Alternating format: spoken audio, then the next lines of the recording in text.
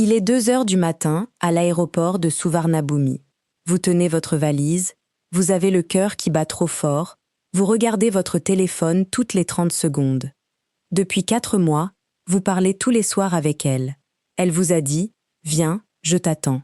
Vous avez réservé un hôtel pour 3 nuits parce qu'elle vous a dit « Après tu resteras chez moi ». Vous avez acheté des fleurs au terminal qui fanent déjà à cause de la climatisation. Et soudain, plus de messages. Elle était en ligne il y a 10 minutes.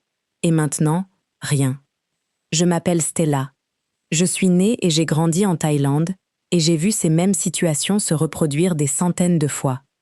Dans cette vidéo, je vais vous expliquer pourquoi cette invitation à Bangkok est le véritable point de bascule dans presque toutes les arnaques sentimentales, comment le scénario se déroule réellement derrière les sourires et quels sont les 5 signaux silencieux qui vous montrent que vous ne vous envolez pas vers une histoire d'amour, mais vers une mise en scène. Avant de continuer, merci de vous abonner à ma chaîne pour ne rater aucune de mes prochaines vidéos. Commençons exactement là où la plupart des hommes commettent leur première erreur, bien avant même de réserver un billet. Tout commence de manière anodine. Vous êtes sur une application, Thai Friendly, Facebook Dating, Instagram. Elle vous écrit la première, où elle répond de façon étonnamment rapide et étonnamment chaleureuse. Elle n'est pas insistante, elle est attentive. Elle se souvient de votre chien, de votre travail, de votre anniversaire. Vous vous dites, elle est différente. Elle ne travaille pas dans un bar à Pattaya, elle n'est pas comme celle dont tout le monde parle. Elle travaille dans un petit café à Ekka Mai, ou dans un salon à Asok, ou dans un bureau à Tonglor. Son anglais est bon, mais pas parfait. Elle est mignonne, mais pas vulgaire. Et c'est exactement pour cela que vous baissez la garde. Dans les premières semaines, il se produit une inversion que je vois dans presque chaque cas. Vous croyez que vous la séduisez, mais c'est elle qui vous guide. C'est elle qui, à un moment donné, lance l'idée avec légèreté « Pourquoi tu ne viens pas me voir ?» Elle le dit comme si c'était spontané, comme si c'était une petite idée romantique. Elle ajoute « Mepenrai », ce qui signifie « ce n'est pas grave, ce n'est rien ». Une façon thaïlandaise de minimiser les choses pour éviter la pression. Elle vous dit « Viens à Bangkok, je te ferai découvrir ma ville ». Et vous vous sentez flatté. Un homme qui vient de France, de Belgique, de Suisse, invité par une Thaïlandaise. Cela ressemble à de la confiance, à de l'intimité, à quelque chose de vrai. Mais vous devez comprendre ce que cette invitation signifie dans ce contexte précis. Dans une relation thaïlandaise normale, une femme bien éduquée, qui vous apprécie vraiment, ne vous invitera jamais à vivre chez elle après 2 ou 3 mois de discussion en ligne. Jamais. Sa famille ne l'accepterait pas, la culture ne l'accepte pas. Une femme thaïlandaise qui vous respecte vous dira « Réserve un hôtel à proximité, on se verra en journée, je dois travailler ». Si elle vous dit « Viens et reste chez moi directement », ce n'est pas une preuve d'amour, c'est de la logistique. J'ai accompagné un client l'an dernier, appelons-le Laurent. Laurent parlait tous les jours avec sa petite amie en visio pendant 4 mois. Elle vivait soi-disant seule près de Hon Nut, elle payait 14 000 bahts de loyer, environ 400 €, et elle avait du mal à joindre les 2 bouts. Laurent trouvait cela touchant. Il lui a envoyé 2 fois de l'argent, une fois 8 000 bahts pour réparer son téléphone, une fois 12 000 bahts pour l'hôpital de sa mère. Des petites sommes, pensait-il, environ 220 et 330 €. Puis est venue l'invitation. « Viens à Bangkok, tu me manques ».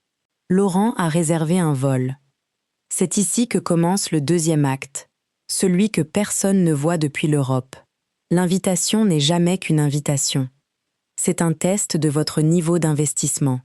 Si vous dites oui, vous avez déjà accepté émotionnellement que cette relation est réelle. Vous payez un billet à 600 ou 800 €, vous posez des congés, vous parlez d'elle à vos amis, vous investissez.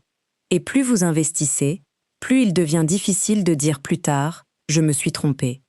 Quand vous atterrissez à Bangkok, 3 scénarios se produisent.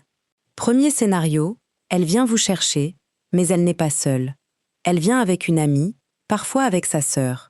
Vous allez dans un hôtel qu'elle a choisi, pas vous. L'hôtel coûte plus cher que prévu, peut-être 3 500 bahts la nuit, environ 100 euros. Elle vous dit « Ici c'est sûr, c'est bien pour toi. » Vous payez. Le lendemain, elle vous dit « Ma mère est malade, elle est à Chiang Mai à l'hôpital, je dois envoyer de l'argent. » Ou elle vous dit « Mon propriétaire veut le loyer, sinon il me met dehors. » C'est la première petite crise. Toujours assez petite pour être crédible, toujours assez grande pour vous pousser à agir. Deuxième scénario, elle ne vient pas vous chercher. Elle vous dit à la dernière minute qu'elle a du travail, que son patron ne la laisse pas partir, qu'elle habite plus loin que prévu, à Rangsit ou à Samut Prakan. Elle vous dit « Prends un taxi jusqu'à Sukhumvit, on se voit dans un café près de Terminal 21. » Vous attendez. Elle arrive avec 1 heure de retard, avec une excuse. Et commence alors une tournée qui ne ressemble pas à des vacances, mais à un test. Vous allez dîner, vous payez. Vous allez dans un rooftop à Tonglor, vous payez. Elle commande le cocktail le plus cher, en riant, en disant « Normalement, je ne bois jamais ». À la fin de la soirée, vous avez dépensé peut-être 15 000 bahts, environ 420 euros, pour une soirée où vous avez à peine tenu sa main. Troisième scénario, et c'est celui qui correspond au titre qui a choqué tout le monde, elle est là, elle est aimante, elle ressemble exactement à ses photos, et c'est cela qui rend la situation si dangereuse. Les 2 premiers jours sont parfaits. Elle vous montre le marché de Chatuchak, elle vous montre le Wat Arun, elle fait des photos de vous deux. Vous vous dites, tous les avertissements sur Internet étaient faux. Puis le 3e jour, le glissement commence. Elle vous dit, je veux te montrer quelque chose, mon rêve.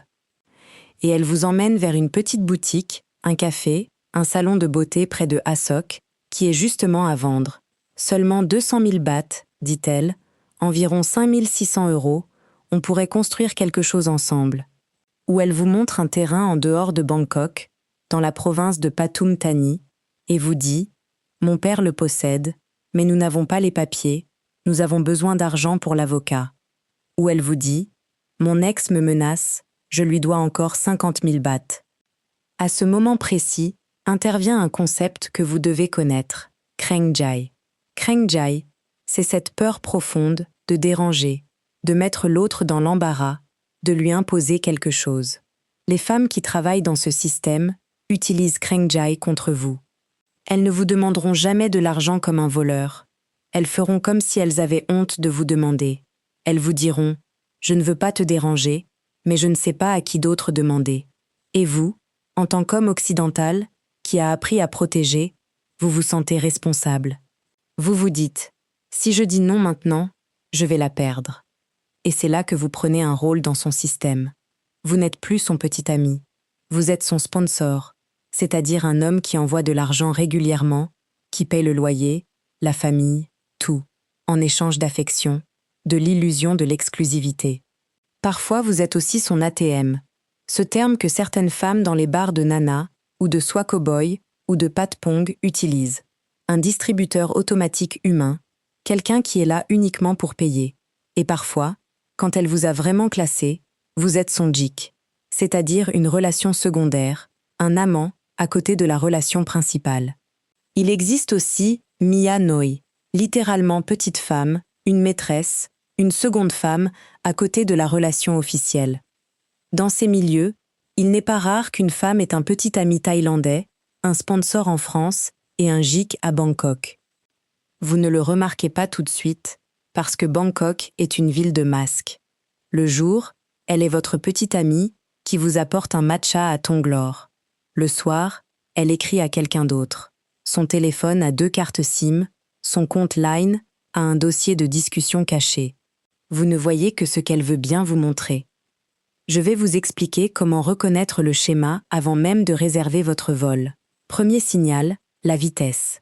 Si elle vous invite à Bangkok après 4 à 6 semaines de discussions intenses et parle immédiatement de vivre ensemble, c'est trop rapide.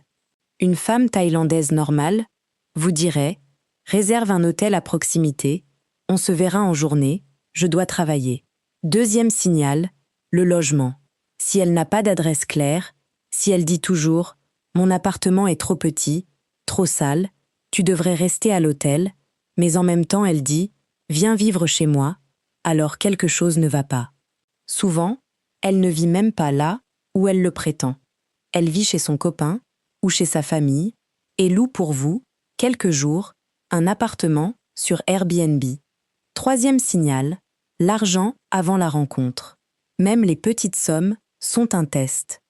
Si elle vous demande de l'argent avant la première rencontre, même seulement 3000 bahts pour le bus jusqu'à Bangkok, c'est un filtre. Elle filtre les hommes qui disent non. Les hommes qui disent oui sont prêts à payer des sommes plus importantes plus tard. Quatrième signal, le secret. Si elle ne vous appelle jamais en visio depuis l'extérieur, si elle ne vous appelle que depuis la même chambre sombre, si elle ne vous montre jamais ses amis ou sa famille en appel, alors elle cache quelque chose. Cinquième signal, le lien avec les bars. Demandez-lui directement si elle a déjà travaillé dans un bar à Nana, à Soi Cowboy ou à Patpong. Ne faites pas attention à la réponse, faites attention à la réaction. Si elle devient furieuse, si elle change immédiatement de sujet, si elle vous dit « Pourquoi tu me demandes cela ?», alors il y a souvent quelque chose derrière.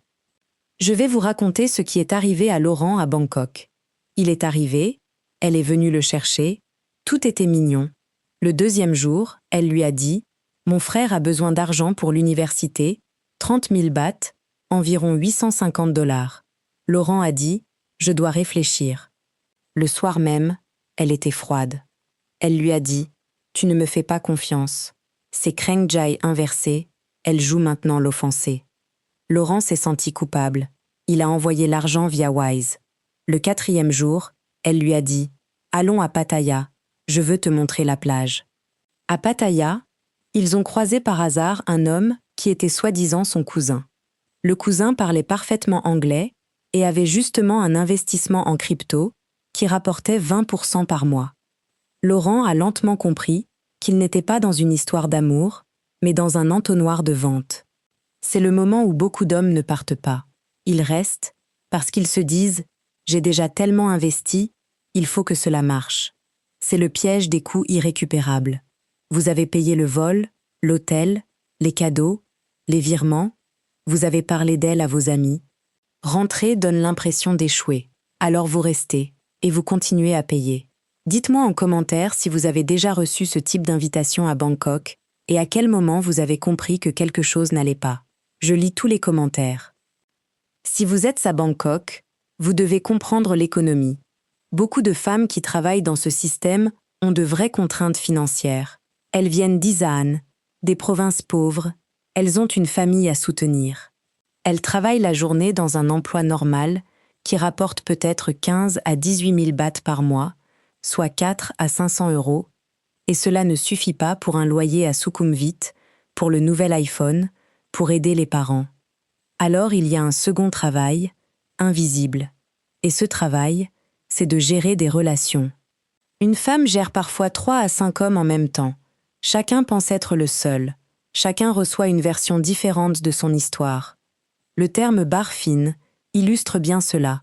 Un barfine, c'est la somme que vous payez dans un go-go bar pour qu'une fille puisse quitter le bar pour la soirée. Peut-être 3 à 6 000 bahts, selon le bar et le quartier. Vous pensez acheter son temps. En réalité, vous achetez une illusion. La même chose se passe en ligne, mais sans bar. Vous ne payez pas de barfine. Vous payez pour l'amour, pour l'espoir, pour le sentiment d'être sauvé. Comment vous protégez-vous si vous êtes invité et que vous voulez vraiment partir? Premièrement, réservez toujours votre propre hôtel, pour toute la durée, et par vous-même, pas par elle. Pas d'appartement qu'elle a choisi, pas de condo de son ami. Un vrai hôtel dans un bon quartier, Asok, Phrompong, Tonglor, où vous êtes en sécurité. Deuxièmement, fixez un budget précis avant de partir. Dites-vous, je dépenserai au maximum telle somme pour les activités communes, et je ne prêterai pas d'argent, je n'investirai dans aucun business, je ne paierai pas de famille. Si elle n'accepte pas cela, vous avez votre réponse. Troisièmement, exigez de la transparence. Dites, je veux rencontrer ta famille, je veux voir où tu travailles, je veux rencontrer tes amis. Une femme qui est sérieuse rendra cela possible à un moment donné, même si ce n'est pas le premier jour. Une femme qui joue un jeu trouvera toujours des excuses. Quatrièmement, observez comment elle se comporte avec l'argent quand elle pense que vous ne regardez pas. Commande-t-elle toujours le plus cher quand vous payez mais le moins cher quand elle paye elle-même. A-t-elle 2 téléphones? Disparaît-elle sans cesse aux toilettes pour écrire? Vous demande-t-elle combien vous gagnez? Si vous possédez une maison en France? Combien est votre retraite? Ce ne sont pas des questions d'amour, ce sont des questions d'audit. Cinquièmement, parlez à d'autres expats, mais pas dans les groupes Facebook où tout le monde dit « la mienne est différente ». Allez dans un vrai café à Ekamai. Parlez à des gens qui vivent ici depuis 10 ans. Ils vous diront quels condos sont connus pour ce type de location. Quelles histoires ils ont déjà entendues 100 fois. À Chiang Mai, j'ai vu le même schéma, mais plus lent, plus calme, avec plus de temples en arrière-plan. À Pattaya, c'est plus rapide, plus direct, plus bruyant. À Bangkok, c'est le plus raffiné, parce que la ville est si grande qu'on peut facilement disparaître. Vous devez comprendre comment la communication quotidienne fonctionne quand vous avez été identifié comme sponsor potentiel. Le matin, vous recevez un message. « Bonjour mon cœur, je pense à toi ». À midi, vous recevez une photo de son repas. Elle mange seule, elle a l'air triste. Le soir, vous recevez un appel. Elle est fatiguée, elle a eu une journée difficile au spa, au café, au bureau. Cela a l'air aimant. Mais si vous regardez de près, c'est un planning. Ces messages arrivent toujours quand vous êtes en Europe, en train de finir votre journée, quand vous êtes seul, quand vous êtes disponible. Elle a appris quand vous êtes le plus réceptif.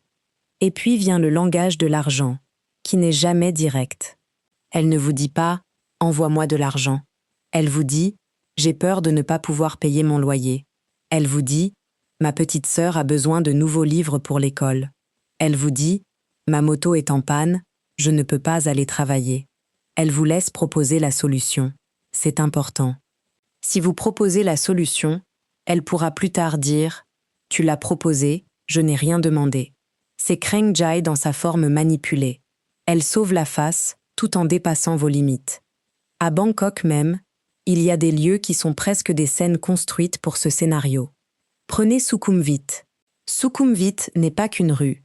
C'est un écosystème à part entière. Entre Asok et Phrom-Phong, vous avez des condos chers où vivent beaucoup de ces femmes, non pas parce qu'elles sont riches, mais parce qu'un ancien sponsor a payé le loyer pour 1 an à l'avance ou parce que 3 amis partagent un appartement prévu pour une seule personne. Vous arrivez, vous voyez la piscine, vous voyez le hall, vous vous dites « elle a une belle vie ». Ce que vous ne voyez pas, c'est le contrat de location qui expire le mois prochain. Ensuite, vous avez Tonglor et Ekamai. Là, le jour, se trouvent les femmes qui se font passer pour la haute société. Elles portent de vrais sacs, mais achetés à crédit. Elles boivent un café à 150 bahts, environ 4 €, et font des photos pour Instagram. Elles ne cherchent pas un client pour une nuit, elles cherchent un sponsor à long terme qui leur permettra de vivre à Tonglor. Si elles vous invitent là-bas, elles testent si vous pouvez suivre ce niveau de vie, si vous pouvez payer sans sourciller. Et puis vous avez l'autre côté, Nana, Soi Cowboy, Patpong. Là, tout est plus ouvert, plus direct. Là, tout le monde sait de quoi il s'agit. Un bar fine y est clairement tarifé. Mais le plus dangereux n'est pas le bar lui-même, c'est ce qui se passe après. Beaucoup d'hommes pensent que s'ils sauvent une femme d'un bar, elle sera reconnaissante et fidèle. C'est souvent l'inverse qui se produit. Elle a appris que l'amour est une transaction, et elle transpose ce modèle sur vous. Vous pensez l'avoir sauvée, elle pense que vous avez signé un nouveau contrat. Un autre élément que vous devez connaître, c'est la famille. En Thaïlande, la famille est tout. Si une femme vient d'Issahan pour travailler à Bangkok, elle envoie chaque mois de l'argent à la maison. C'est normal, c'est respectueux.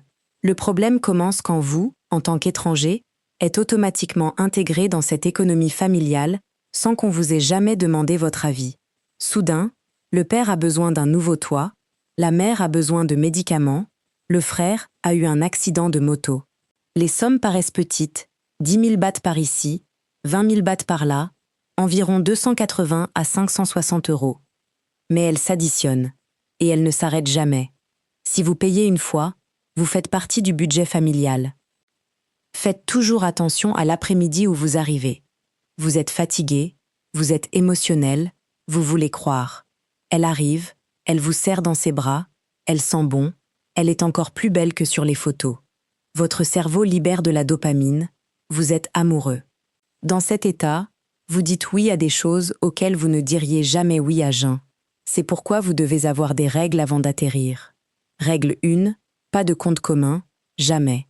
Règle 2, pas de signature sur quoi que ce soit, pas de bail, pas d'acte d'achat, pas de contrat commercial. Règle 3, pas de gros retraits en espèces.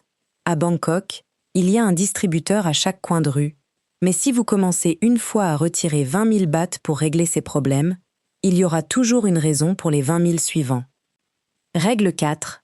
Gardez votre passeport et vos cartes bancaires sur vous. Cela semble évident, mais j'ai vu des cas où des femmes disaient « Je garde ton passeport en sécurité. On vole beaucoup ici. » Et puis le passeport disparaissait jusqu'à ce qu'une facture soit payée. C'est rare, mais cela arrive dans certains cercles autour de Patpong et dans certains appartements à Pattaya. Qu'est-ce qu'une vraie femme thaïlandaise fait différemment quand elle vous invite? Elle ne vous invitera pas dans son condo le premier jour. Elle vous dira « Retrouvons-nous dans un café public, peut-être à M Quartier ou à Terminal 21 près de Asok, où il y a beaucoup de monde. » Elle sera à l'heure ou s'excusera sincèrement si elle est en retard, à cause de la circulation sur Sukhumvit, qui est vraiment folle. Elle ne voudra pas que vous payiez tout. Elle essaiera de payer au moins l'eau ou le petit tanka, à cause de Kreng Jai, parce qu'elle se sent mal à l'aise si vous payez tout.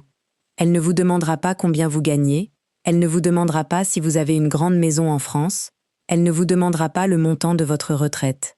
Elle vous demandera ce que vous aimez manger, si vous supportez le piment, si vous êtes déjà allé à Chiang Mai. Elle ne parlera pas non plus d'amour tout de suite. Les femmes thaïlandaises qui sont sérieuses sont souvent pudiques avec les grands mots. Elles montrent leur affection par des gestes, elles vous apportent des fruits, elles s'assurent que vous avez assez d'eau, elles vous écrivent « Es-tu bien arrivé à l'hôtel ?» Elles ne vous disent pas après 2 semaines « Je t'aime et je veux ton enfant ». Si elle le dit, c'est presque toujours un script. Bangkok est devenu cher. Une vie correcte dans un bon quartier coûte vite 50 à 70 000 bahts par mois, soit 1 400 à 2 000 euros, si vous voulez un standard occidental. Beaucoup de femmes thaïlandaises que vous rencontrez en ligne gagnent une fraction de cela. L'invitation qu'elle vous fait est donc aussi une décision économique. Cela ne fait pas d'elle une mauvaise personne, cela fait d'elle une personne sous pression. Mais vous devez décider si vous êtes prêt à être celui qui finance cette pression, ou si vous cherchez un partenariat d'égal à égal. Si vous avez déjà envoyé de l'argent, n'ayez pas honte. Presque tous les hommes qui sont passés par là ont envoyé de l'argent. J'ai eu un client qui, sur 18 mois, avait envoyé près de 300 000 bahts, environ 8 500 euros, en petites tranches. Il pensait que ce n'était pas beaucoup. Au final, c'était le prix d'une voiture d'occasion. L'important n'est pas ce que vous avez fait dans le passé, l'important est ce que vous faites à partir de maintenant. Arrêtez d'envoyer. Dites « Je t'ai aidé avec plaisir, mais à partir de maintenant, je veux qu'on apprenne à se connaître sans argent. » Si elle reste, vous avez une chance. Si elle part, vous avez économisé de l'argent et gagné en clarté. Beaucoup d'hommes viennent à Bangkok en pensant qu'ils y trouveront une femme plus simple, moins exigeante que les femmes chez eux. C'est la plus grande illusion. Les relations thaïlandaises exigent plus, pas moins. Elles exigent une compréhension culturelle, une intelligence émotionnelle, de la patience et des limites très claires. Une bonne relation avec une femme thaïlandaise peut être merveilleuse, chaleureuse, loyale, pleine de rire. Mais elle ne naît pas d'une invitation après 2 mois de chat et d'un billet d'avion réservé par manque. Elle naît lentement, sur des mois, avec beaucoup de visites, avec du respect pour sa culture et avec la capacité de dire non sans avoir peur de la perdre. Si vous venez de recevoir une telle invitation, faites ceci. Gardez la communication en vidéo, pas seulement par texte. Demandez un appel vidéo spontané depuis l'extérieur, depuis son travail, depuis son vrai appartement. Dites-lui que vous réservez votre propre hôtel et que vous ne prêterez pas d'argent. Observez sa réaction. Une femme qui vous apprécie dira « D'accord, je comprends, pas de problème ». Une femme qui vous voit comme un sponsor deviendra froide, distante ou en colère. Elle vous dira Tu es comme tous les autres. Tu penses que je suis une fille de bar. C'est de la manipulation par la culpabilité. Et si vous êtes déjà à Bangkok et que vous réalisez que vous êtes en plein dans ce film, alors il y a une sortie qui n'a rien à voir avec le drame. Soyez calme, soyez poli, soyez ferme. Dites « J'ai besoin d'une journée pour moi. Je dois travailler. » Retournez à votre hôtel. Mettez votre téléphone en silencieux. Respirez. Vous ne devez d'argent à personne. Vous ne devez d'explications à personne. Vous avez le droit de partir. Bangkok a une bonne police touristique. Il y a la police touristique joignable au 1155 si vous vous sentez menacé, ce qui est rare, mais c'est bien de le savoir. Au bout du compte, il ne s'agit pas de se méfier de toutes les femmes thaïlandaises. Ce serait stupide et faux. Il s'agit de distinguer les contextes. Une étudiante de Chulalongkorn, qui vit à Tonglor et dont les parents sont médecins, ne joue pas à ce jeu. Une femme d'un bar de Patpong qui vous écrit après 2 semaines qu'elle vous aime et vous invite à Bangkok, elle, très probablement, y joue. Entre les deux, il y a une immense zone grise, et c'est exactement là que vous devez apprendre à lire. La plupart des hommes invités à Bangkok arrivent avec de l'espoir et repartent avec de la honte. Ils ne racontent à personne ce qui s'est passé, parce que c'est embarrassant. Ils se disent « je me suis fait avoir ». Mais la honte est exactement ce qui fait vivre ce système. Moins on en parle, mieux il fonctionne. C'est pour cela que je fais ces vidéos. Pour que vous ne repartiez pas avec de la honte, mais avec de la clarté. Vous devez aussi comprendre le rôle de la famille élargie, qui est partout. En Thaïlande, quand vous aidez une femme, vous aidez toute sa famille. Ce n'est pas une exagération. Si vous payez le loyer de votre petite amie à Sukhumvit, sa mère à Udon Thani pense que vous êtes riche, son frère à Khon Kaen pense que vous pouvez payer son école, sa cousine à Pattaya pense que vous pouvez l'aider pour son bébé. Et votre petite amie, prise entre Kreng Jai envers vous et Utang Naloub envers sa famille, même si ce terme est philippin, l'idée de dette de gratitude existe aussi ici, elle choisira presque toujours sa famille. Vous ne pouvez pas lui en vouloir, mais vous pouvez décider de ne pas financer toute une famille que vous n'avez jamais rencontrée. Il y a aussi le piège de la pitié. Beaucoup d'hommes occidentaux arrivent à Bangkok avec l'envie de sauver. Ils voient une jeune femme qui travaille dur pour 15 000 bahts par mois, environ 420 €, qui vit dans une petite chambre sans fenêtre à Huai Quang, et ils se disent « je peux changer sa vie ». Et c'est vrai, vous pouvez, mais pas en lui envoyant 30 000 bahts tous les mois sans condition. Vous changez sa vie en lui montrant qu'un homme peut être gentil sans être un sponsor, qu'une relation peut être basée sur le respect, pas sur l'argent. Si elle comprend cela, elle restera. Si elle ne comprend que l'argent, elle partira dès que l'argent s'arrêtera, et mieux vaut qu'elle parte tôt. Parlons de Line, l'application que tout le monde utilise ici. Line permet de cacher des discussions, de changer les noms, de mettre des photos de profil différentes. Si elle vous montre son téléphone, vous ne voyez que ce qu'elle veut vous montrer. J'ai vu des téléphones avec 2 comptes Line, un pour vous, un pour son petit ami thaïlandais. Comment le détecter? Regardez l'heure à laquelle elle est active. Si elle est toujours en ligne à 6 heures du matin, heure de Bangkok, c'est qu'elle parle à quelqu'un en Europe. Si elle disparaît tous les soirs à 20 heures, c'est qu'elle est avec quelqu'un à Bangkok. Ce ne sont pas des preuves, ce sont des indices. Et les indices, mis bout à bout, racontent une histoire. Un autre indice très concret, les photos. Demandez-lui une photo prise maintenant, devant un endroit précis, par exemple devant le 7-Eleven de Asok, avec un geste précis. Une femme qui est là où elle dit être le fera, en riant. Une femme qui n'est pas là où elle prétend être, trouvera une excuse. Je suis malade, je ne suis pas maquillée, ma batterie est vide. Une fois, ce n'est rien. 5 fois de suite, c'est un schéma. Et puis il y a l'argent liquide. À Bangkok, tout se paye en liquide, surtout dans les petites boutiques, les marchés, les taxis. Si elle vous demande toujours de retirer de l'argent, 20 000 bahts par-ci, 10 000 par-là, environ 560 et 280 €, et qu'elle ne veut jamais que vous payiez par carte, c'est parce que le liquide ne laisse pas de traces. Vous ne pouvez pas prouver où est passé l'argent. Payez toujours par carte quand vous le pouvez, ou faites un virement avec motif pour garder une trace. N'oubliez pas non plus que Bangkok est une ville chère pour une Thaïlandaise qui gagne peu. Un condo correct à Tonglor coûte 30 à 50 000 bahts par mois, environ 850 à 1400 euros. Comment une femme qui gagne 18 000 bahts peut-elle se le permettre? La réponse est souvent, elle ne le peut pas seule. Soit elle partage, soit quelqu'un paie pour elle, soit elle s'endette. Si elle vous dit qu'elle vit seule à Tonglor avec un salaire de vendeuse, posez-vous des questions. Ce n'est pas un jugement, c'est une équation mathématique. J'ai eu un client qui m'a dit « Mais Stella, elle m'a montré son contrat de location à son nom. » Je lui ai répondu « Avez-vous vérifié la date? Avez-vous appelé le propriétaire ?» Il ne l'avait pas fait. Le contrat était faux, fait en 5 minutes sur un ordinateur, avec un faux tampon. À Bangkok, vous pouvez acheter de faux documents pour 1000 bahts au marché de Klong Tom. Ne faites jamais confiance à un papier que vous n'avez pas vérifié vous-même. Si vous voulez vraiment construire quelque chose, prenez votre temps. Venez d'abord une semaine, restez dans votre hôtel à Asok. Revenez 2 mois plus tard, restez 2 semaines.